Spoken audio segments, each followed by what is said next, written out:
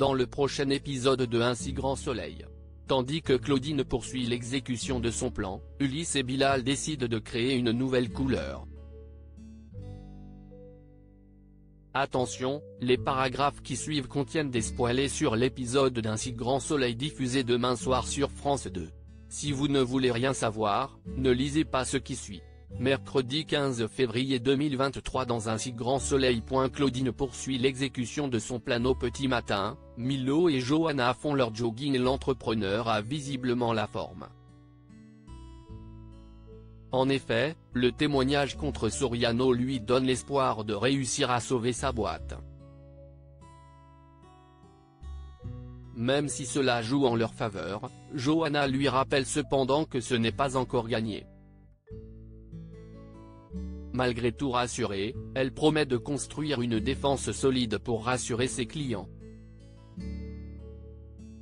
Reconnaissant, Milo la remercie chaleureusement pour son écoute et sa souplesse.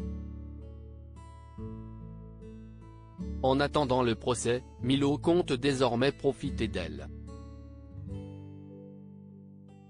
Un programme qui plaît beaucoup à Johanna. De son côté, Gérald peine à comprendre comment Marius a pu lui faire une chose pareille. Pour le savoir, il a essayé de le joindre plusieurs fois mais sans succès.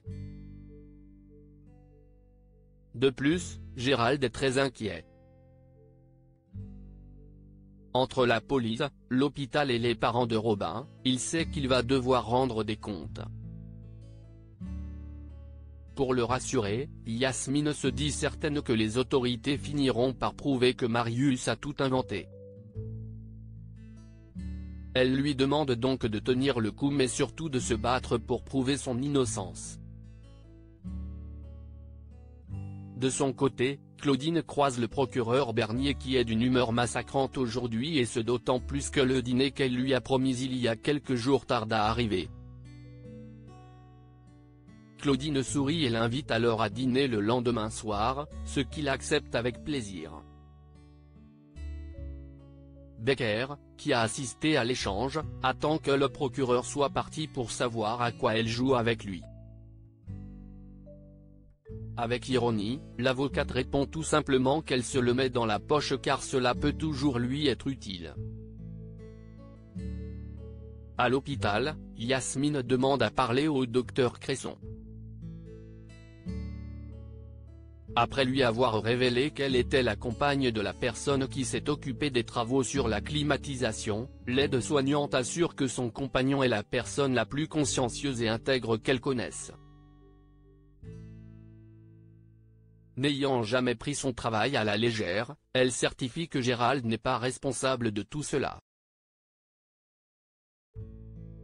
Malheureusement, ces explications ne réussissent pas à convaincre Evan qui estime que c'est à la justice de trancher.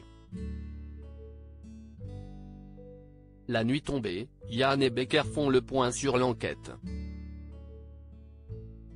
Après avoir interrogé le personnel de l'hôpital, le lieutenant Cross a constaté que personne n'avait remarqué une attitude qui pourrait faire penser que Gérald avait bâclé son travail. Cependant, personne ne peut affirmer le contraire non plus. Par ailleurs, Yann a relancé les assurances mais ils n'ont rien. Ils vont donc devoir patienter. Claudine appelle quant à elle Marius et affirme que tout se passe comme prévu. Elle l'informe également qu'une deuxième enveloppe avec de l'argent en liquide l'attend dans sa boîte aux lettres pour la suite de leur plan. Toutefois, Marius est inquiet et craint d'avoir des ennuis. Claudine lui signale alors qu'il a donné sa parole et l'invite à arrêter de stresser. Quand tout sera terminé, il écopera au pire d'un sursis. Comme il n'a pas d'antécédent, il aura une simple amende que Claudine promet de régler. Elle le prie donc de lui faire confiance, certaine que tout se passera bien s'il fait exactement ce qu'elle lui dit. Après avoir raccroché, Claudine enfile des gants en latex puis glisse un courrier dans une enveloppe adressée au procureur de la République. Ulysse et Bilal décident de créer une couleur. Alix et Hélène n'ont toujours pas de nouvelles d'Ulysse, mais elles n'ont pas vraiment le temps de s'inquiéter puisque Mark Moore débarque à la galerie avec la bobine qu'il a récupérée.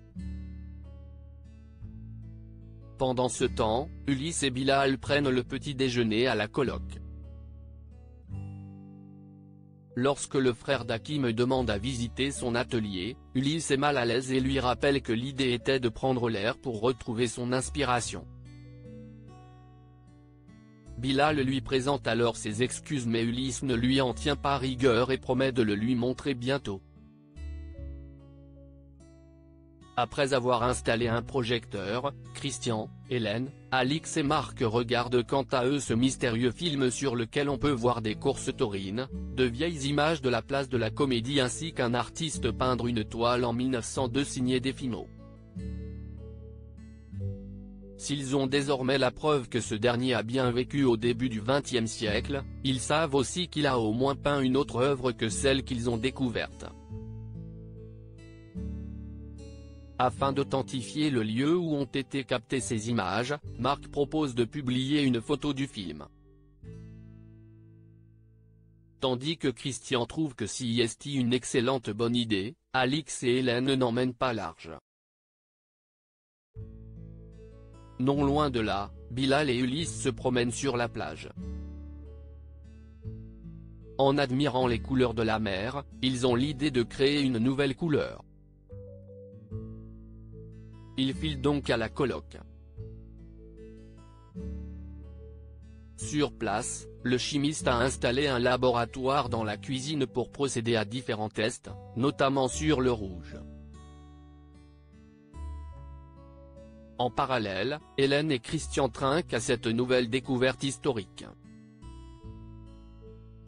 Christian, qui n'arrive pas à comprendre comment Defimo a pu passer inaperçu avec son talent, se met en tête de découvrir les autres toiles du peintre. Gênée, Hélène lui conseille de ne pas trop s'emballer car ils savent peu de choses sur lui. Mais rien n'y fait, Christian est sûr de pouvoir y parvenir. De son côté, Ulysse appelle Alix pour qu'elle le laisse tranquille pendant son processus créatif. Il lui fait comprendre par ailleurs que ce n'est pas en lui mettant la pression qu'elle finira par obtenir ce qu'elle veut. Quand Alix lui fait remarquer que leur projet est important autant pour lui que pour elle, le jeune homme l'enjoint à arrêter de paniquer car il a trouvé un moyen pour avancer. Après lui avoir confirmé qu'elle aurait bien les tableaux jeudi, Ulysse promet de la rappeler avant de raccrocher.